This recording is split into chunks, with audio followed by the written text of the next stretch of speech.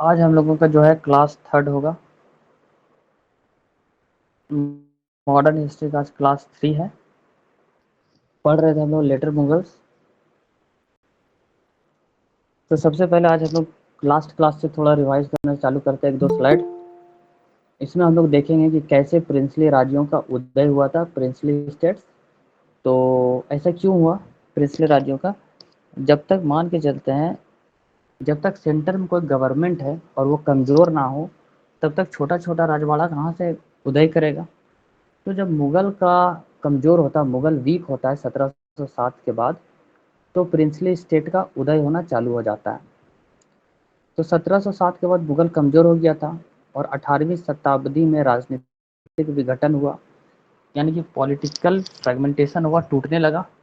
और जो letter Mughals था, यानी कि औरंगजेब के बाद वाला सब लेटर मुगल्स कहलाता है।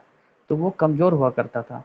इसके चलते क्या होता है, रीजनल किंगडम्स जो है उसका उदय होने लगता है। रीजनल किंगडम्स मतलब क्या हो गया, क्षेत्रीय। एक यहाँ क्षेत्र है, एक ये क्षेत्र है, ये छोटा छोटा क्षेत्र है, और पूरा मिला के क्या हो गया, मान के चलते इंडिया है। तो पूरा इंडिया को कंट्रोल कौन कर रहा था? मुगल कर रहा था। अब जब मुगली कंट्रोल कमजोर हो जाएगा तो ये खुद बोलेगा हम पावर में आएंगे, हम पावर में आएंगे, ठीक है। तो उस तरीके से हुआ। तो उसको भी हम लोग क्या करते हैं, जो रीजनल किंगडम्स उभर के आया है उसको हम लोग 3 भाग में बांटे थे। पहला होता है सक्सेसर स्टेट, जिसको हम लोग बोलते हैं उत्तराधिकारी राज्य। दूसरा होता है इंडिपेंडेंट राज्य, यानी कि स्वतंत्र राज्य, पहले से स्वतंत्र था। तीसरा हो जाता है न्यू स्टेट्स। न्यू स्टेट्स मतलब कि नया राज्य बन के आया था। जो सक्सेसर स्टेट्स होता है उसको याद रखना है, वेरी इंपॉर्टेंट है, कि ये ओरिजिनल में क्या था ना, कि मुगल का पार्ट था, मुगल के अंडर में काम करता था। बट होता क्या है कि जब ये उभर के आता है तो हैदराबाद खुद को अलग कर लेता है, मगर ये ओरिजिनल किसका पार्ट था? मुगल था। दूसरा कर्नाटक और बंगाल और अवध, ये 4 ओरिजिनल में मुगल का पार्ट था, मुगल के कंट्रोल में था। मगर उसके बाद ये सक्सेसर उत्तराधिकारी के रूप में, राज्य में के रूप में क्या होता है, उभर के आता है, उत्तराधिकारी राज्य के रूप में। दूसरा हम लोग इंडिपेंडेंट, तो इंडिपेंडेंट मराठा कॉमन सेंस से इंडिपेंडेंट रहेगा, सिख इंडिपेंडेंट रहेगा, अफगान भी इंडिपेंडेंट रहेगा। न्यू स्टेट्स में जो अगर हम लोग देखें तो एक मैसूर आएगा टीपू सुल्तान वाला, एक केरला आएगा, एक राजपूत लोग। ये लोग न्यू स्टेट्स थे, कोई पुराना नहीं था। तो हम लोग सबसे पहले देखे थे 1707 के बाद जैसे औरंगजेब का मृत्यु होता है, उसका पहला बेटा आता है जिसका नाम था बहादुर शाह। तो बहादुर शाह का रूल चला था 1707 से 12। बहादुर शाह आजम शाह को मारने के बाद गद्दी में बैठा था, इसको कमज़ोर शासक के रूप में जाना जाता था। अब इनका सामना जाट्स, मराठा, सिख्स और राजपूत से हुआ। अब इन्होंने डिप्लोमेटिक कॉम्प्रोमाइज़ किया, यानी कि कूटनीतिक समझौते को स्वीकारा। दूसरा जागीर लैंड ग्रांट्स किया। देखिए जागीर लैंड चलता था, जो नोबेल वोबेल होता है ना उसको गिफ्ट में ज़मीन दे दिया जाता था, तो वो जागीर लैंड होता है। तो उसके चलते ये और कमज़ोर होता गया। अब सारा ज़मीन अपना दे दोगे बड़ा बड़ा ऑफिशियल्स को, हायर ऑफिशियल्स को, तो राजा क्या होगा, कमज़ोर ही होगा ना। दूसरा याद रखने वाला बात है कि इसका वजीर कौन था बहादुर शाह का? तो बहादुर शाह का वजीर था जुल्फ़िकार खान। इसका वजीर था जुल्फ़िकार खान, बड़ा टॉलरेंट एटीट्यूड का था। अब जैसे ही ये बहादुर शाह बना राजा, तो छत्रपति साहू जी को ये क्या करता है, जेल से रिहा करता है और मनसब देता है। मनसब मतलब आप लोग जानिएगा, इसका मतलब होता है रैंक। लास्ट क्लास पढ़ चुके, रैंक होता है। किसको दिया? गुरु गोविंद सिंह को दिया। लेकिन बंदा बहादुर से इसका सामना करना पड़ा बाद में। मेवाड़ भी एक तरफ इंडिपेंडेंस हो गया। बहादुर शाह को ही बेखबर के रूप में जाना जाता है, क्योंकि ये बेखबर रहता था, क्या हो रहा नहीं हो रहा शासन में कुछ पता नहीं, जिसके चलते पुअर गवर्नेंस करता था, उसके चलते इसका नाम पड़ा साहिब बेखबर। तो पहला पॉइंट, जुल्फ़िकार खान वजीर था, किसका था? बहादुर शाह का था। दूसरा, साहिब बेखबर बहादुर शाह के लिए जाना जाता है। छत्रपति साहू जी को रिलीज कौन किया था? तो औरंगजेब तो कैद करके रखा था, मगर इसको कौन आज़ाद किया? तो बहादुर शाह वन किया। 1712 में इनका निधन हो जाता है। उसके बाद आता है जहांदर शाह। तो पहला राजा हम लोग पढ़े लेटर मुगल्स में। उसी टाइम अगर मुगल का बाउंड्रीज को हम लोग देखें 1700 वाले ईस्वी में, तो मुगल का कब्जा दिल्ली में था, आगरा में था, गुजरात वाले क्षेत्र में, बंगाल, हैदराबाद में था, ठीक है। तो ये सब में इसका कब्जा था। गुजरात वाला रीजन ये होता मेरा, बंगाल वाला ये होता है, आगरा यहाँ पे आता है, दिल्ली यहाँ पे आता है, पंजाब यहाँ पे आता है। तो ये सब देखना होगा। हैदराबाद यहाँ पे आएगा, मराठा यहाँ। थोड़ा सा मैपिंग आप लोगों को स्ट्रॉन्ग करना पड़ेगा। दूसरा, सबसे पहला बहादुर शाह आया। कब से आया? 1707 से लेकर 1712 तक आया। तो दूसरा आएगा 1712 में ही आएगा, और ये 1 साल के लिए आता, मात्र 1 साल। कौन? जहादर शाह। तो जहादर शाह आता अपने भाइयों से लड़ के, तो इसको सपोर्ट करता वही वजीर जो बहादुर शाह का था। तो जुल्फिकार खान इसको सपोर्ट करके बना देता वजीर। अब क्या बना देता? राजा। और इसका वजीर कौन होता? प्राइम मिनिस्टर जुल्फिकार खान, ठीक है। तो जुल्फिकार खान को खुशी से क्या बना देता? वजीर बना देता है। अब ये क्या करता है ना, जब जहादर शाह आया तो बोलता औरंगजेब का जितना भी पॉलिसीज बनाया हुआ था उसको सब चेंज करने लगता है। और ये राजपूत और मराठा के साथ बड़ा फ्रेंडली रिलेशन रखता है। यहाँ से इम्पोर्टेंट पॉइंट जो आता है, जय सिंह अंबर का, जय सिंह को इसने मिर्जा राज सवाई का टाइटल दिया था। कौन दिया था? जहादर शाह। अजीत सिंह जो कि मारवाड़ का था उसको महाराजा का टाइटल देता है। अब ये फाइनेंशियल रिफॉर्म्स करता है। दूसरा, जागीर लैंड्स और मनसबदार, यानी कि मिलिट्री। देखिए, मनसब मतलब होता रैंक, मगर मनसबदार मतलब होता मिलिट्री का जो ऑफिसर होता है उसको कहते हैं। सबको रेगुलेट किया। और एवेन्यू फार्मिंग को इंट्रोड्यूस किया, जिसको बोलते हैं इजारा। इजारा सिस्टम को लाया ताकि टैक्स का जो कलेक्शन है, टैक्स कलेक्ट कर रहा है, वो इम्प्रूव हो सके। तो इजारा सिस्टम लाने वाला कौन हुआ? इजारा की स्पेलिंग कैसे है? IJARAH, इजारा। तो इसमें जो जे है ना, इजारा, जे में ज़्यादा जोर दे रहे थे। याद रखिएगा, जे से जहादर शाह, ठीक है, जे से जहादर शाह। तो इजारा मतलब जहादर शाह का आया। अब देखिए, इसका फोर्ट होता है बंदा बहादुर से इसका लड़ाई हो जाता है, जो कि सिख लीडर था। और जहादर शाह बदनाम था किसके चलते? इसका अफेयर था लाल कुंवर के साथ। तो जिसके चलते क्या होता, फरुखसियर, इसका जो नेफ्यू था, इसको मारता है और फरुखसियर गद्दी में आता है। जब जहादर शाह राज कर रहा था उसी दौरान मराठा एम्पायर ग्रो कर रहा था। मराठा एम्पायर में कौन कौन था? बालाजी विश्वनाथ था, और दूसरा दूसरा कौन था? छत्रपति साहू जी था। तो जहादर शाह के टाइम में साहू था, बालाजी विश्वनाथ था, ये सब लोग थे। तो वजीर कौन हो गया? जुल्फिकार खान हो गया वजीर। मिर्जा राज सवाई की उपाधि दिया जय सिंह को दिया। महाराजा का टाइटल किसको दिया? अजीत सिंह, मारवाड़ के अजीत सिंह को दिया। इजारा, जो कि राजस्व खेती कहलाता है। इजारा, इजारा बोलेगा क्या है? तो राजस्व खेती है। कौन लागू किया? तो जहादर शाह किया। बंदा बहादुर के खिलाफ युद्ध लड़ा। लाल कंवर के साथ क्या था? इसका प्रेम प्रसंग था, जिसके चलते बहुत ही विवाद झेलना पड़ा। और अंत में फरुखसिया के हाथों इसको हारना पड़ा। उसके बाद क्या हो गया कि अभी तक हम लोग क्या पढ़े? 1707 में से 1712, 5 साल। 1712 से 1 साल, 13। 13 में होता है फेरा, तो 13 में कौन आता है? 13 में आएगा फरुखसियर, और 13 से चलेगा 19 तक। 13 से 19 तक चलेगा अभी जो हम लोग पढ़ने जा रहे हैं फरुखसियर। तो फरुखसियर का टाइम आता है, इसको बनाता है। देखिए, अभी तक 2 ठो को बनाया था। कौन बनाया था 2 ठो को? जुल्फिकार। जुल्फिकार खान है ना। सैयद ब्रदर्स। जुल्फिकार खान। सैयद नहीं ब्रदर्स। नहीं, जुल्फिकार खान, जुल्फिकार खान। तो अभी तक जो जो हम्म। 2 ठो था, जो कौन था? एक बहादुर शाह था, और बहादुर शाह के बाद कौन था? जहादार सर। जहादर शाह। तो बी और जे को बनाया था, कौन बनाया था? जुल्फिकार। जुल्फिकार। जुल्फिकार, ठीक है। जुल्फिकार को जेड से लिखेंगे, जुल्फिकार बनाया था। बी और जे को कौन बनाया था? जेड बनाया था। जैसे ही फरुखसियर आता है तो इसको बनाने वाला होता है सैयद ब्रदर्स। सैयद ब्रदर्स में 2 भाई था, अब्दुल्ला खान और हुसैन अली खान। और सैयद ब्रदर्स को ही बोला जाता है किंग मेकर्स। अब ये राजपूत मराठा और जाट के साथ बड़ा अच्छा रिलेशन इस्टेब्लिश किया। 1719 में पेशवा जो बालाजी विश्वनाथ है उसके साथ एक ट्रीटी भी साइन किया। मराठा को बोला कि जाओ तुम अपने से चलाओ अपना। उसके बाद क्या होता है, जजिया और पिलग्रिमेज टैक्स हटाने वाला फर्रुखसियर ही है। रिलीजियस जितना भी रिलीजियस टैक्सेशन था वो हटाता है। और बंदा बहादुर को एग्जीक्यूट यानी कि उसका हत्या करने वाला, बंदा बहादुर को मारने वाला कौन होता है, फर्रुखसियर होता है। तो याद रखेंगे बंदा बहादुर को कौन मारा था, फर्रुखसियर मारा था। अब फर्रुखसियर एक फरमान इशू करता है, उस फरमान को बोलते हैं रॉयल डिक्री।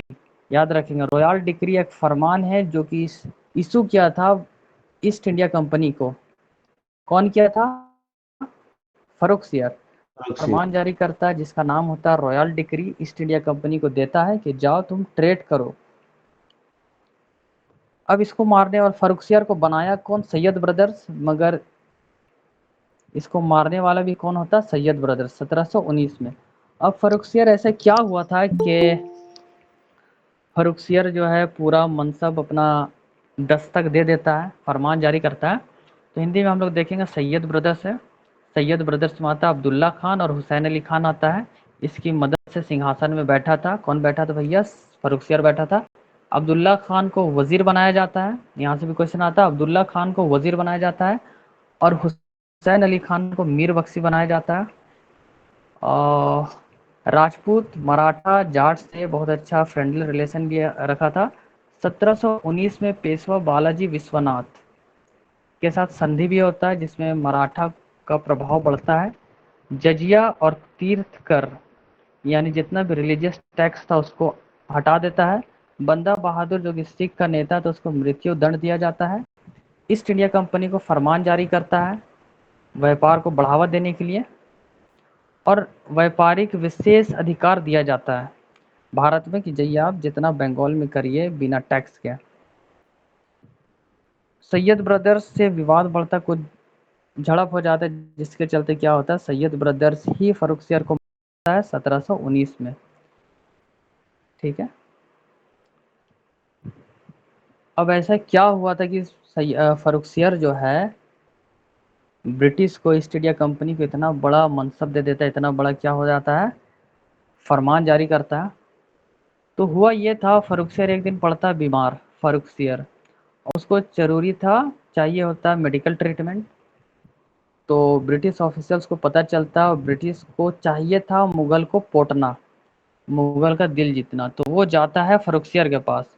तो एक गवर्नर हुआ करता था फोर्ट विलियम, फोर्ट विलियम है इंडिया में एक जगह है फोर्ट विलियम। तो फोर्ट विलियम का एक गवर्नर हुआ करता था जिसका नाम था जॉन शेरमन।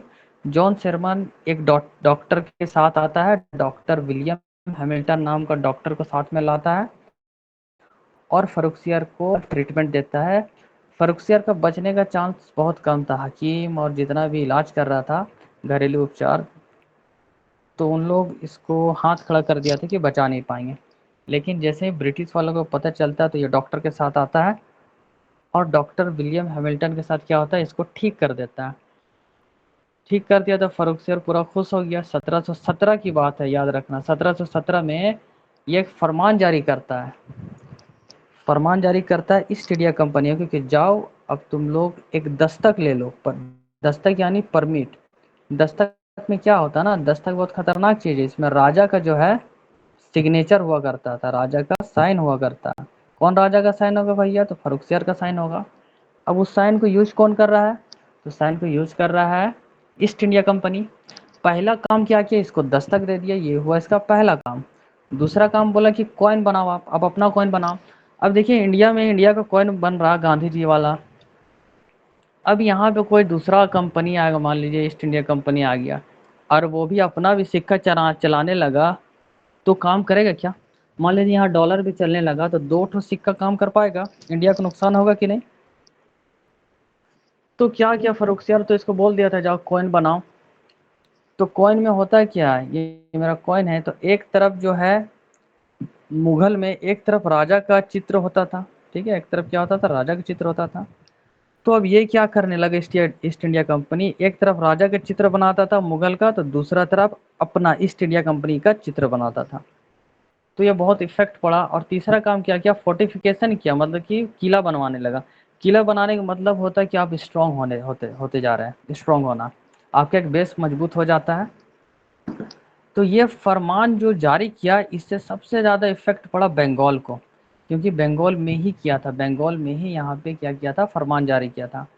फरमान जारी कर दिया तो यहाँ पे तो अब आपके यहाँ पे बोल देंगे हेमंत सोरेन कि यहाँ जितना भी होगा टैक्स हेमंत सोरेन, मतलब कि जितना भी होगा सब सेंट्रल गवर्नमेंट ही कलेक्ट करेगा, कोई स्टेट टैक्स नहीं होगा।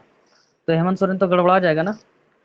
तो ठीक उसी तरीके से हुआ कि फिर बंगाल क्या कमाएगा, यहाँ का जो राजा वो कमाएगा क्या, तो उससे दिक्कत होने लगा।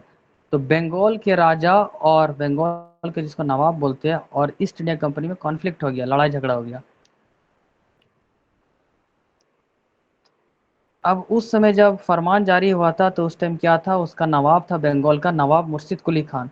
तो मुर्शिद कुली खान बहुत ही नाराज़गी जाहिर करता है, उसको विद्रोह करता है। तो मुर्शिद कुली खान को शांत करने के लिए फ़र्रुखसियार क्या करता पता है, पहले तो ये नायब हुआ करता था, NAIB नायब हुआ करता था। उससे इसको क्या करता, नवाब बना देता, नवाब का ओहदा देता है। नवाब का ओहदा देने से क्या होता है कि मुर्शिद कुली खान भी चुप हो जाता है, चलो हमको नवाब का ओहदा तो मिल गया, अब हम नवाब बन गए। तो इससे इसको चुप कराया जाता। मगर ईस्ट इंडिया कंपनी का लड़ाई होता है इसी मुद्दे पे, दस्तक वाले जो इसको फरमान जारी किया था मीर जाफर से होता है। ठीक है, मीर जाफर जो है टॉलरेट नहीं कर पाता आने वाले टाइम में, तो इससे ईस्ट इंडिया कंपनी का लड़ाई होता है। तो सूबेदार, सूबेदार का मतलब होता है कि गवर्नर होता है, प्रोविंस का जो गवर्नर होता है उसको सूबेदार बोलते हैं। वो क्या, पहले गवर्नर था, नायब था, अब कहलाने लगा नवाब, तो बड़ा बात हो गया था। तो मुर्शिद कुली खान चुप हो गया, पोस्ट बढ़ जाता है इसका। अब फर्रुखसियार का डाउनफॉल क्या होता है कि सैयद ब्रदर्स ही इसको 1719 में मारता है। तो एक टाइम लाइन है आप लोग लिखेंगे, इसका क्या होगा, 1713 से लेकर 1719 तक किसका हो गया, फर्रुखसियार का हो गया। तो इसमें बीच में एक पॉइंट आएगा 1717, 1717 में फरमान जारी हुआ था, 1717 में फरमान वाला इम्पोर्टेंट हो जाएगा। तो ये सब हम लोग पढ़ लिए हैं। अब हम लोग देखेंगे, ये सब हम लोग अभी तक हम लोग पढ़ लिए थे, तो क्या हम लोगों को देखना है कि पहला कौन आया भाई, पहला आया बहादुर शाह, जब बहादुर शाह 1 आया, दूसरा आया जहादर शाह, तीसरा जवाहर कौन आया, फर्रुखसियार आया। फर्रुखसियार। हाँ, पहला बी आया, दिखा नहीं रहा, एक मिनट,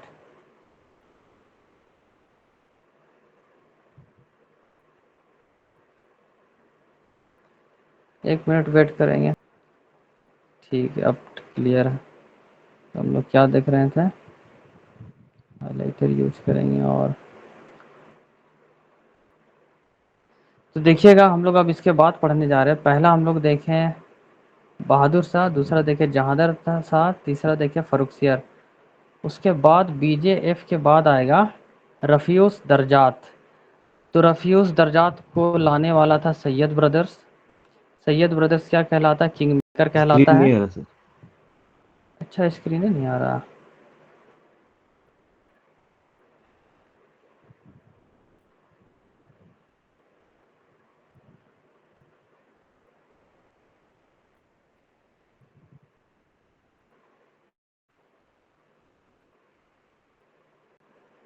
अब आ रही है, नहीं सर। आ गया आगे ना, ठीक है। तो यहाँ पे हम लोग देख रहे हैं रफ़ी उस दरजात 1719 में आया। 19 में ही कितना राजा आएगा और चला जाएगा। तो 19 में आया, इसको लाने वाला सैयद ब्रदर्स था जिसको किंग मेकर्स कहा जाता है। इसी के टाइम में एक निकोसियर था जो कि औरंगजेब का ग्रैंड सन था। निकोसियर के साथ इसका विद्रोह होता, लड़ाई होता रफ़ी उस दरदास का। और रफ़ी उस दरजात डाई करता है, मर जाता है। इसका मृत्यु ट्यूबरकुलोसिस से होता है जिसको हम लोग TB कहते हैं। उसके बाद आता है रफ़ीउस दौला। रफ़ीउस दौला 1719 में आता है जिसको शाहजहाँ टू भी कहते हैं। तो इसको भी बैठाने वाला सैयद ब्रदर्स था। इसके टाइम में एक रेबेलियन होता है जिसको एक नोबेल था हुसैन अली खान। कौन था, सैयद ब्रदर्स। निकोसियर को, देखिए निकोसियर लड़ाई हुआ था किसके बीच में, दर्जात के बीच में, मगर निकोसियर को जेल में डालता है रफ्यूज दौला, और रफ्यूज दौला जो है अपने आप को एक टाइटल अडॉप्ट करता है जिसका नाम था शाहजहां टू। ये भी ट्यूबरक्लोसिस से मर जाता है, कहीं कहीं है अलग चीज़ से भी डेट करता, इनका डेथ होता है, मगर मान के चलेंगे दोनों का जो मृत्यु होता है वो ट्यूबरकुलोसिस के चलते ही होता है। इसके बाद जो इम्पोर्टेंट राजा है उसका नाम है मोहम्मद शाह रंगीला। मोहम्मद शाह नाम है मगर इसको एक टाइटल दे दिया गया जिसका नाम है रंगीला। तो इसका जो कार्यकाल है बड़ा लंबा चलता है, 1719 से लेकर 1748 तक चला देता है। अच्छा खासा 25 साल लगभग, है ना, 25 साल लगभग चला देता है। तो ये किसका बेटा था, ये जहाँ शाह का बेटा है। किसका शाह, जहाँ शाह। और जहाँ शाह किसका बेटा है, ये जो जहाँ शाह है ये किसका बेटा है, जहाँ शाह का फादर हो गया बहादुर शाह वन। कौन हो गया, बहादुर शाह वन। तो बहादुर शाह वन का बेटा है जहाँ शाह, और जहाँ शाह का बेटा है मोहम्मद शाह रंगीला। तो ये लगभग 3 दशक तक रूल किया है। अब ये फेमस था क्या, इनको जो है कथक डांस आता था, कथक डांस के ये प्रेमी था, उसको बड़ा पसंद था कथक डांस, और कल्चरल पैट्रोनेज था। ठीक है। Successfully ended Syed brothers. देखिएगा अभी तक क्या हो रहा था ना, कि फरुखसियर को लाने वाला कौन था, पहला 2 को लाता है जुल्फिकार जेड, और उसके बाद 3 को लाएगा सैयद ब्रदर्स, जिसमें से एक फरुखसियर आएगा, रफ्यूज दर्जात आएगा, रफ्यूज दौला आएगा। उसके बाद मोहम्मद शाह रंगीला को भी सैयद ब्रदर्स ही लाता है, मगर सही मोहम्मद शाह रंगीला देख रहा है कि सबको तो ये बनाता है राजा और सबको मार भी दे रहा है। तो मोहम्मद शाह रंगीला क्या करता है, सैयद ब्रदर्स को मारता है, डोमिनेंस करता है, मारता है। ठीक है। तो सैयद बंधुओं को सत्ता से बेदखल किया और उसको मृत्यु दंड भी देता है, मतलब मार भी देता है। तो मोहम्मद शाह रंगीला के टाइम में अगर हम लोग देखें तो क्या क्या डेवलप हो रहा था, तो नया नया राज्य आ रहा था, जैसे कि मराठा 1737। मोहम्मद शाह रंगीला का टाइम कितना होगा, तो अगर हम लोग देखेंगे तो 1719 से चालू हुआ।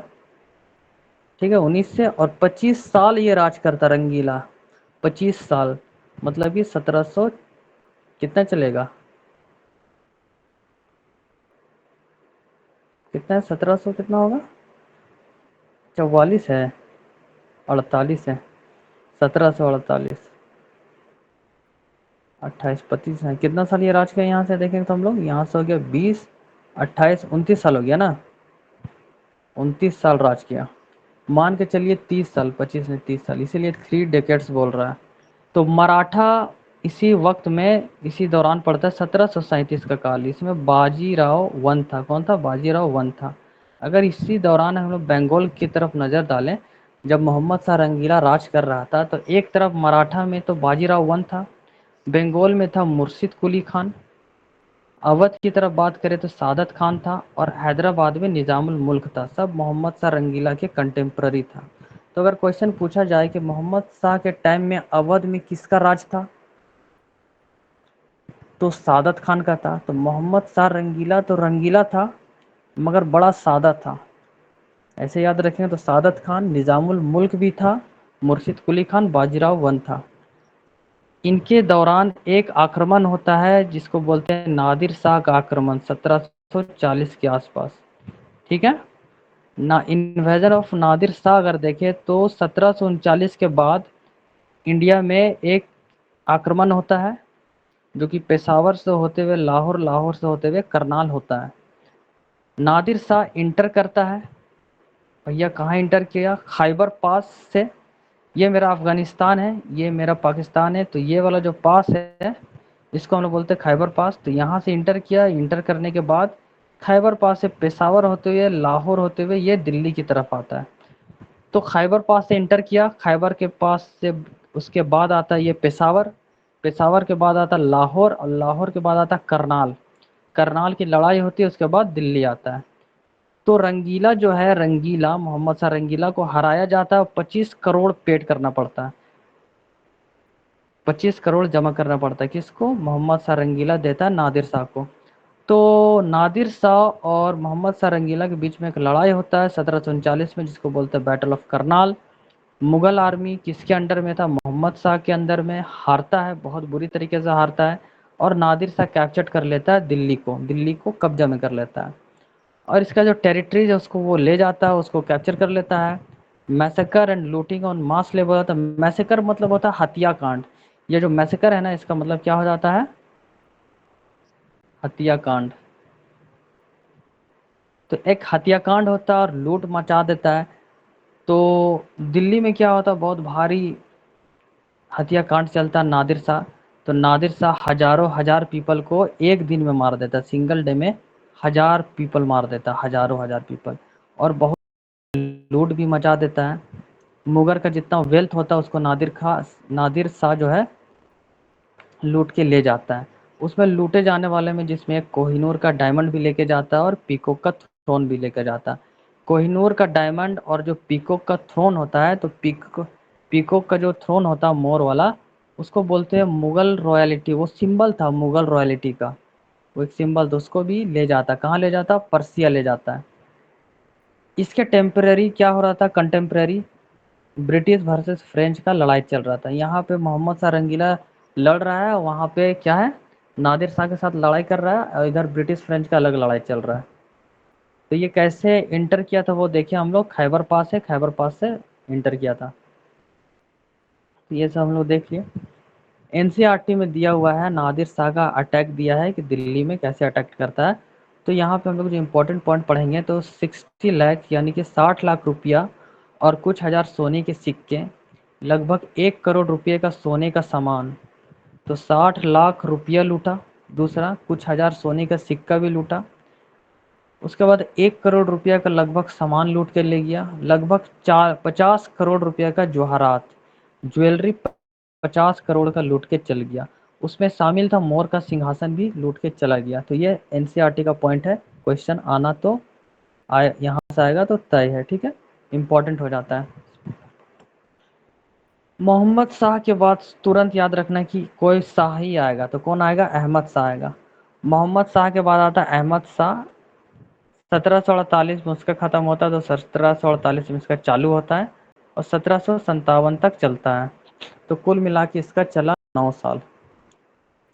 तो ये किसका बेटा था? तो मोहम्मद शाह रंगीला का बेटा था। और कुदिसिया बेगम है, ये एक डांसर थी, तो कुदिसिया बेगम का पुत्र था।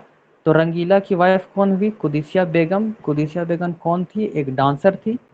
उसका बेटा कौन था? अहमद शाह था। अहमद शाह के टाइम में कौन आता लड़ाई करने? अहमद शाह अब्दाली, संजय दत्त, ठीक है। तो अगर हम लोग देख लें क्या, मोहम्मद शाह, एमएस के साथ कौन आया था? एनएस आया था। मोहम्मद शाह के साथ नादिर शाह आया, मगर अहमद शाह के साथ आता है अहमद शाह अब्दाली। कौन आता है? अहमद शाह का लड़ाई होगा अहमद शाह अब्दाली के साथ। तो अहमद शाह का लड़ाई होता है अहमद शाह अब्दाली के साथ, और इसी दौरान ट्रीटी मराठों के साथ ट्रीटी किया जाता है, जो कि बाजीराव लेट करता है उसको। इसके बीच में क्या होता है कि अहमद शाह को वजीर इत्माद उद दौला कैद कर लेता है। कौन करता है? वजीर इसका होता है इत्माद उद दौला, इसको कैदी बना लेता है। किसको? अहमद शाह को। उसके बाद आता है आलमगीर। तो अहमद शाह आया, दूसरा, पहला मोहम्मद शाह आया, उसके बाद अहमद शाह आया, उसके बाद आएगा आलमगीर। आलमगीर आया। आलमगीर का कार्यकाल महज 5 साल का होगा, 1754 से 1759। इसमें होता है अहमद शाह अब्दाली का आक्रमण कंटिन्यू होता है, मतलब करते रहता है। उसी टाइम आलमगीर 2 आ जाता है, और आलमगीर 2 को मारता है कौन? वही वजीर इत्माद उद दौला। तो वजीर इत्माद उद दौला कैदी किसको बनाता है? अहमद शाह को, और मारता है किसको? आलमगीर 2 को मार देता है। तो इसके कंटेम्प्रेरी इसी दौरान हो क्या रहा था ना, कि ब्रिटिश और फ्रेंच का लड़ाई चल रहा था, जिसको बोलते हैं कर्नाटिक वॉर। ब्रिटिश बंगाल को जीत रहा था 1757 का बैटल ऑफ प्लासी में, और ब्रिटिश डिफीट कर रहा था किसको, डच को। 1759 का बैटल ऑफ वांडीवॉस 1760 में भी होता है, ठीक है। तो अगर हम लोग देख लें कि ये जो अहमद शाह अब्दाली है, इसके बारे में अगर हमें थोड़ा सा जाने, तो अहमद शाह अब्दाली दुर्रानी वंश का राजा था। दुर्रानी एम्पायर, दुर्रानी वंश का, दुर्रानी वंश। दूसरा, अहमद शाह अब्दाली अफगानिस्तान से आया था। कहाँ से आया था? अफगानिस्तान से आया था। तो ये इंडिया में आक्रमण करता है, एक बार नहीं मल्टीपल टाइम्स, कई बार आक्रमण करता है। कब? जब अहमद शाह का राज था, मुगल वाला अहमद शाह का राज था। तो इससे क्या होता है ना, स्टेबिलिटी भारत का गड़बड़ा जाता है। भारत स्टेबल नहीं है, बहुत ज़्यादा जो है इनस्टेबल बना देता है, उथल पुथल करके रख देता है, जिसके चलते क्या होता है, मुगल एम्पायर और कमज़ोर होते चला जाता है। ठीक है। अहमद शाह अब्दाली अफगान शासक ने उसके शासनकाल में कई बार भारत पर आक्रमण किया। इन आक्रमणों से देश में अराजकता और अस्थिरता फैल गई, जिससे मुगल कमजोर हो गया। 1720 से लेकर 1760 वाला पीरियड में क्या क्या हो रहा था उस दौरान? मराठा साम्राज्य का उत्कर्ष काल था, यानी कि वो राइज कर रहा था। ठीक है। जहां मुगल गिर रहा था वहां ये राइज कर रहा था। ब्रिटिशों ने भी अपने ठिकाने मजबूत किए, मतलब जहां फोर्टिफिकेशन किया, जहां किला बनाया, वहां पे मजबूत होने लगा। मुगलों का प्रभुत्व केवल दिल्ली के आसपास सीमित रह गया। अब मुगल जो है ना सिर्फ दिल्ली तक रह गया। तो आलमगीर के बाद कौन आएगा? लास्ट हम लोग यहाँ पे देखें आलमगीर। आलमगीर सेकंड के बाद कौन आएगा? अली गौहर आएगा, अली गौहर। तो अली गौहर को हम लोग बोलते हैं शाह आलम टू। अच्छा एक बात बताइए, शाहजहां टू किसको बोलते हैं? शाहजहां टू, शाहजहां टू किसको बोलते हैं बताइए?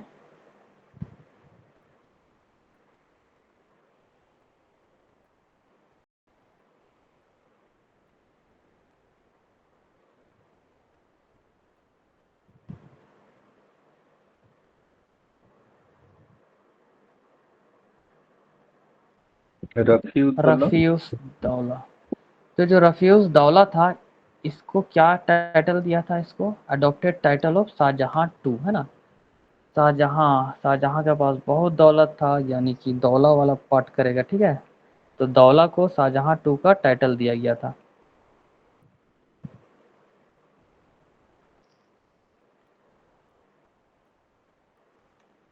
तो अभी हम लोग किस राजा की बात कर रहे हैं? अली गौहर, यानी कि शाह आलम टू। इसका कार्यकाल भी बड़ा लंबा चल रहा है, 1759 से लेकर 1806, यानी कि 41 और 6 कितना हुआ? 47 साल, लगभग 47 साल का कार्यकाल रहा। मने लंबा है। और सब राजा एक दो साल में फेंका जा रहा था। अब देखिए इसका जो अली गौहर है, इसका जो एक्सटेंशन है, इसका जो क्षेत्र है जिसमें इसका कब्जा है, वो रेड फोर्ट से लेके पालम तक ही। ये जो पालम है ना, रेड फोर्ट के दिल्ली में ही है, ठीक है। अब तो बताइए, दिल्ली में रेड फोर्ट भी है, पालम भी रेड फोर्ट में ही। तो इसका जो क्षेत्र है वो सिमट के रह गया रेड फोर्ट से लाल किला से पालम तक, जिसके चलते इस राजा का नाम कहलाने लगा साहे पालम के नाम से भी इसको कहने लगा। तो साहे पालम किसको कहा जाता है? अली गौहर या शाह आलम टू को, ठीक है। इसी दौरान मुगल का उदय होने लगा और डिक्लाइन भी होने लगा। तो जो हुआ वो नाना साहब के अंडर हुआ। इसी दौरान एक बैटल लड़ा जाता है जिसका नाम है थर्ड बैटल ऑफ पानीपत। तो थर्ड बैटल ऑफ पानीपत लड़ा जाता है 1761 में। 1761 में तीसरी पानीपत की लड़ाई में अफगान शासक था जिसका नाम था अहमद शाह अब्दाली, ने मराठों को हरा दिया, ठीक है। तो आप लोग देखे होंगे पानीपत की लड़ाई, ये वाला मूवी, संजय दत्त, अहमद शाह अब्दाली, और ये था, क्या नाम था इनका?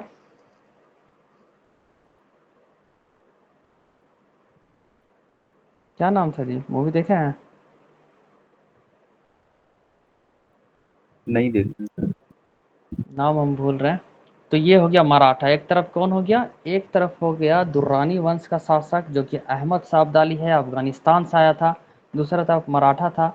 तो थर्ड बैटल ऑफ पानीपत बहुत इंपॉर्टेंट हो जाता है, जो कि 1761 में लड़ा गया था। इसमें मराठों को हार प्राप्त होता है और अहमद शाह अब्दाली जीत जाता है। तो जो अली गौहर था वो नाम का राजा था, इसको जो पूरा रूल कंट्रोल कर रहा था इसका वजीर के द्वारा कंट्रोल किया जाता था।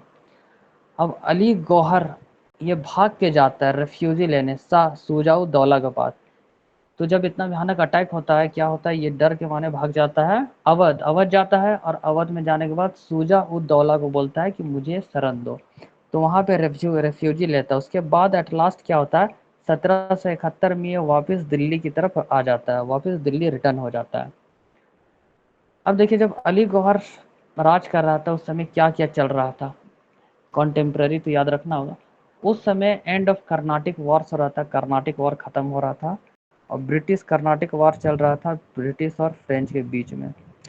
तो डिफीट ऑफ फ्रेंच होता है, फ्रेंच को ब्रिटिश मारता है 1760 में बैटल ऑफ वांडी वॉश में, वॉश कर देता है किसका, फ्रेंच का वॉश कर देता है। फिर बैटल ऑफ बक्सर लड़ा जाता है जो कि 1764 में, हर किसी को इसका डेट याद होना चाहिए 1764 में। तो 1764 में बैटल ऑफ बक्सर होता है, उसी का रिजल्ट निकल के आता है ट्रीटी ऑफ इलाहाबाद। तो ट्रीटी ऑफ इलाहाबाद कब होता है, किसके चलते होता है, तो बैटल ऑफ बक्सर के चलते होता है, दौरान होता है। उसके बाद हो रहा था यहाँ एंग्लो मराठा वॉर चल रहा था 75 से 1806 तक, और एंग्लो मैसूर वॉर भी चल रहा था 1766 से 1799 तक। तो अली गौहर के टाइम में इतना इतना काम चल रहा था, कर्नाटिक वॉर चल रहा था, बैटल ऑफ बक्सर चल रहा था, मराठा वॉर चल रहा था, एंग्लो मैसूर वॉर चल रहा था। तो 1759 से 1806 तक भारी भरकम काम चल रहा था। उसके बाद आता है अकबर टू। तो अकबर टू का कार्यकाल होता है 1806 से लेकर 1837, इसका भी लगभग 31 साल तक चला, 31 साल तक चला। तो ये ईस्ट कंपनी के अंडर काम कर रहा था अकबर टू जो है, इसको पपेट बना के रखा था। तो जो ईस्ट इंडिया कंपनी बोलेगा वही अकबर टू करेगा, नाम का राजा था, पूरा काम था ईस्ट इंडिया कंपनी। तो ये पहला राजा था अकबर टू जो ईस्ट इंडिया कंपनी के अधीन था। अब लॉर्ड हेस्टिंग्स क्या किया ना, लॉर्ड हेस्टिंग्स एक, वो क्या किया, इसका जितना भी रॉयल प्रिविलेजेस था, इसका मतलब जो भी राजा वाला अधिकार था सारा छीन लिया। और अकबर टू ही राजा राम मोहन, पहले अभी हम क्या बोलते हैं, राजा राम मोहन रॉय। तो राजा राम मोहन से पहले राजा नहीं था, राजा हटा देते हैं तो बचता है राम मोहन रॉय। तो राम मोहन रॉय के आगे जो टाइटल पड़ा है राजा का वो देने वाला अकबर टू ही है, जिसके चलते इसका पूरा नाम हो जाता है राजा राम मोहन रॉय। ठीक है। तो राजा का टाइटल कौन दिया है, राम मोहन रॉय को अकबर टू दिया। ये एक पोएट्री लिखा है जिसमें हिंदू मुस्लिम यूनिटी को प्रमोट किया है। ठीक है। तो हिंदू मुस्लिम यूनिटी को प्रमोट करने वाला एक पोएट्री लिखा है जिसका नाम है फूलों की सैर फेस्टिवल, फूलों की सैर फेस्टिवल। तो याद रखना फूलों की सैर फेस्टिवल कौन लिखा, अकबर टू लिखा है, ये हम लोग को याद रखना है। तो हम लोगों को हमेशा इस यूनिटी को मेंटेन करना है, चाहे अफवाह कितना भी चले। ठीक है, पढ़े लिखे लोग हैं हम लोग। दूसरा बहादुर शाह टू आता है, लास्ट आ जाता है बहादुर शाह टू, चाहे तो आप बोलिए बहादुर शाह टू या बहादुर शाह जफर, बात बराबर है। 1837 से 1857 तक चलता है, महज 20 साल का कार्यकाल। अब इसका जो अथॉरिटी था वो रिस्ट्रिक्ट हो जाता शाहजहांबाद तक ही। शाहजहांबाद यहाँ देखिएगा आप लोग, तो ये हो गया शाहजहांबाद पूरा एरिया। तो शाहजहांबाद बोलिए या मॉडर्न दिल्ली बोलिए, या शाहजहांबाद को आप ओल्ड दिल्ली भी कह सकते हो। ओल्ड दिल्ली, जो अभी ओल्ड दिल्ली है ना, वही शाहजहांबाद कहलाया करता था। तो बहादुर शाह जफर का उतना ही क्षेत्र था अधिकार में, शाहजहांबाद तक। ये नॉमिनल रूलर था, नॉमिनल रूलर था, नाम का रूलर था। अब देखिए इसका अहम रोल कहाँ होता है, रिवोल्ट ऑफ 1857। 1857 का विद्रोह में पार्टिसिपेट किया, किसके साथ, बख्त खान के साथ। और बहुत इंपॉर्टेंट रोल था बहादुर शाह टू का, बहादुर शाह जफर का। लेटर इसको क्या होता है, रंगून भेज दिया जाता है। इन्होंने एक उर्दू पोएट्री लिखा है जिससे इसका नाम आता है, उर्दू पोएट्री से। जफर का जो टाइटल आया है वो उर्दू पोएट्री से ही आया है। तो इसी दौरान क्या चल रहा था वो हम लोग देखेंगे ईस्ट इंडिया कंपनी में। जब अकबर टू था, बहादुर शाह जफर था, तो उस दौरान क्या क्या चल रहा था जरा हम लोग देखने की कोशिश करते हैं। तो रोल ऑफ गवर्नर जनरल देखते हैं तो लॉर्ड वेलेस्ली था, लॉर्ड हेस्टिंग्स था।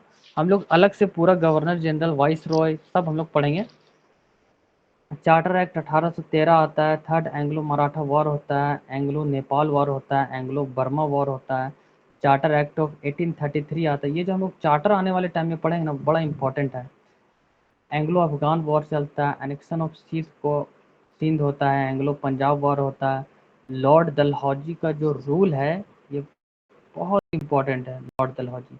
तो लॉर्ड डलहौजी 1848 से लेकर 1856 तक करता है। एक डॉक्ट्रिन ऑफ लैप्स चढ़ाता है जिसको हड़प की नीति कहते हैं, और एक रिवोल्ट ऑफ 1857 हुआ था। ठीक है, तो लॉर्ड डलहौजी सिद्धांत ऑफ लैप्स, रियासतों का विलय हुआ, 1857 का विद्रोह हुआ, ये सब कंटेम्प्रेरी चल रहा था, तो जानना चाहिए। अगर आप लोग खुद से पढ़ना चाहेंगे मॉडर्न हिस्ट्री, तो ये जो कंटेम्प्रेरी वाला चीज़ है ये सब आप लोग अरेंज करते करते थक जाइएगा कि हाँ 1806 में ये चल रहा था तो दूसरी तरफ क्या चल रहा था। ठीक है, देखिए जब 1806 में अकबर टू था तो इस समय कौन था, लॉर्ड वेलेजली था। अगर पूछ दिया जाए कि अकबर टू के टाइम में गवर्नर जनरल कौन था, तो लॉर्ड वेलेजली था। ठीक है, अब पूछ देते हैं यहाँ पे अकबर टू के टाइम में ही गवर्नर जनरल कौन था, तो लॉर्ड हेस्टिंग भी था। चार्टर एक्ट 1813 कब आया था, तो अकबर टू के टाइम में आया था। तो इस तरीके से अगर हार्ड क्वेश्चन बनना चाहे तो बन जाएगा, चांसेस आर लेस। ठीक है ना। उसके बाद हम लोग देखेंगे मुगल का पतन।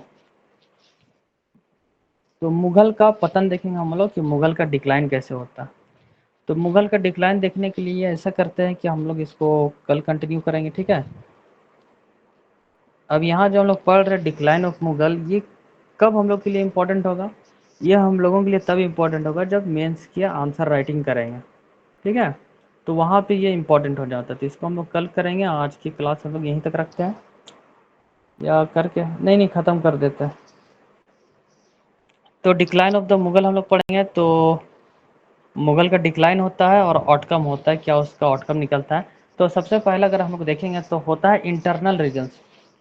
तो कुछ रीजन होगा इंटरनल रीजन कि भाई मुगल मुगल आपस में लड़के डिक्लाइन हो गया, उसका पतन हो। दूसरा एक्सटर्नल रीजन, कोई आया मुगल को हरा के चल गया तो डिक्लाइन हो गया। तो उसमें से पहला पॉइंट हम लोग देखेंगे war torn economy. War torn economy में क्या हो जाता है, युद्ध प्रभावित अर्थव्यवस्था। मतलब कि इन लोग ना लड़ रहा था, एक जगह थोड़ी लड़ रहा था, मुगल हर तरफ लड़ रहा था। तो लड़ाई में जो होता बहुत ज़्यादा खर्चा हो जाता, इकोनॉमिकली कमज़ोर होने लगता आदमी। तो उसके चलते भी वॉर टॉर्न इकोनॉमी हो गया, इकोनॉमी जो है एकदम गिर गया। तो लंबे समय तक चले युद्धों, विशेषकर औरंगजेब के दक्कन अभियानों ने मुगल खजानों को बहुत नुकसान पहुंचाया। जो औरंगजेब का दक्कन अभियान चल रहा था, दक्कन में जो लड़ाई चल रहा है, उसके चलते खजाने को बहुत नुकसान हुआ। निरंतर सैन्य खर्चों ने साम्राज्य की अर्थव्यवस्था को कमजोर कर दिया, जिससे यह प्रशासन बुनियादी ढांचे और सेना के लिए धन जुटाने में असमर्थ हो गया। समझ में आया। अब सेना को तो देना है, फ्री फोकट में तो काम करवा नहीं सकते हैं, और युद्ध चल भी रहा है, तो जिसके चलते खजाना में कमी आ गया मुगल का। दूसरा देखेंगे तो Rajput and religious policies, Rajput और रिलीजियस पॉलिसीज। तो औरंगजेब कुछ रिलीजियस पॉलिसी चलाया था। तो औरंगजेब की धार्मिक नीतियां कई समुदायों के लिए नकारात्मक साबित हुई, खासकर राजपूतों के लिए, जो पहले मुगल शासकों के ही महत्वपूर्ण सहयोगी थे। औरंगजेब की कठोर इस्लामी नीतियां जैसे कि जजिया कर लगाना या पुनः बहाली, मंदिरों का विनाश करना, ने विद्रोहों को जन्म दिया और कई महत्वपूर्ण क्षेत्रों से वफादारी खो दी। ठीक है, तो राजपूत पहले इसी का राजपाट में संभाला करता था, उसके बाद करने के बाद राजपूत से विद्रोह हो गया, रिलीजियस पॉलिसीज जो कि बहुत आहत किया हिंदुओं को। औरंगजेब का दक्कन में लड़ाई चल रहा था, उसके चलते भी कमज़ोर हुआ। अब औरंगजेब के बाद कोई अच्छा सक्सेसर ही नहीं था लीड करने वाला। जैसे एम एस धोनी के बाद चेन्नई सुपर किंग का कोई लीड करने वाला बेहतर मिल ही नहीं रहा, तो वीक सक्सेसर हो गया, lack of clear line of succession. अब देखिए औरंगजेब के बाद कौन बढ़िया राजा होगा, तो वो कोई क्लियर है ही नहीं, लाइन ऑफ सक्सेशन नजरे नहीं आ रहा। वो हो गया जागीरदारी क्राइसिस हो गया, जमीन का क्राइसिस हो गया, फ्यूडल सिस्टम हो गया, सामंतवाद हो गया वो भी। तो इसके चलते क्या हुआ कि ये इंटरनल रीजन था डिक्लाइन होने का। दूसरा एक्सटर्नल रीजन देखिए तो कंटिन्यूअस इन्वेजन चल ही रहा था। तो मुगल के टाइम में तो एक तो अफगानी आता है, दूसरा ईरानियन आता है। अगर हम लोग अफगानी की बात करें तो कौन आया, अहमद शाह अब्दाली आया, जो कि दुर्रानी का था। कहाँ का था, दुर्रानी का था, अफगानिस्तानी था, आया। दूसरा ईरानियन, यहाँ कौन आया, नादिर शाह आता है। तो इसके चलते में क्या बहुत सारा लूटपाट होता है, तो वैसे ही इसका इकोनॉमिकली कमज़ोर हो जाता है। तो मुगल का डिक्लाइन का बहुत बड़ा पॉइंट था, जिसके चलते क्या हुआ, यहाँ मुगल कमज़ोर हो रहा, दूसरी तरफ मराठा राइज हो रहा, और दूसरी तरफ क्या हुआ, यूरोपियन जो था वो भी डोमिनेट कर रहा था, वो भी अपना पकड़ बना रहा था। मुगल कमज़ोर हो रहा था, सबको क्या हुआ, एडवांटेज मिल रहा है। अब हम लोग कुछ क्वेश्चन देख लेते हैं, उसके बाद ख़त्म कर देंगे। Hooghly was use as a base for piracy in the Bay of Bengal. तो हुगली का उपयोग बंगाल की खाड़ी में समुद्री डकैती के आधार के रूप में किसने किया था? आंसर बताइएगा। तो हम पुर्तगाली। लोग पढ़े हैं पुर्तगाली। पुर्तगाली किया था, बिल्कुल पढ़े हैं। तो 16 से 17 शताब्दी में पुर्तगीज ट्रेडर्स क्या करता था, हुगली रीजन में अपना ट्रेड करता था। अब ये पैरिसी में इंगेज था, जिसके वजह से ये क्वेश्चन अराइज हुआ। Blue Mughal water emperor, policy sir. हाँ हाँ, शाहजहां जो था, शाहजहां का क्या हुआ था, दासी को कौन पकड़ लिया था? पुर्तगाली लोग पकड़ लिया था, जिसके चलते क्या हुआ, इसको झेलना पड़ा था शाहजहां का। ठीक है, तो शाहजहां कहाँ पे मारा था पुर्तगाल को? बंगाल में मारा था। दूसरा क्वेश्चन सब यूपीएससी क्वेश्चन है। Who among the following Europeans were the last to come to pre independence India as a trader? तो बताइए कि सबसे लास्ट में आने वाला कौन था Europeans? Sir sir D sir होगा। डी होगा। तो डी तो सबसे पहले आया था ना, सबसे लास्ट में आने वाला था फ्रेंच। कौन था?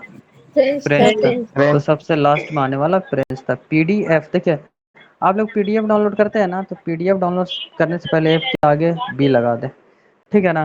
तो पोर्तुगीज सबसे लास्ट में आया। इसके साथ हम लोग का सारा जो आज का क्लास खत्म हो जाता है। नेक्स्ट क्लास में हम लोग ज्वाइन करेंगे, ठीक है। Thank you sir. ठीक है, तो आज का क्लास यहीं पे रखते हैं। Thank you very much. Thank you sir.